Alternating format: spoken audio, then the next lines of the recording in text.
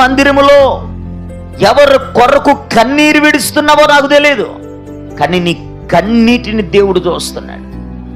నువ్వు దేవుని మందిరములో ఎవరి కొరకైతే ఎలుగెత్తి ప్రార్థన చేస్తున్నావో నాకు తెలియదు, కానీ నీ ప్రార్థన దేవుడు వింటున్నాడు. దేవుడు వినే దేవుడు ఆయన.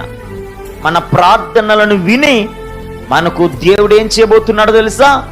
సహాయము చేయబోతున్నాడు.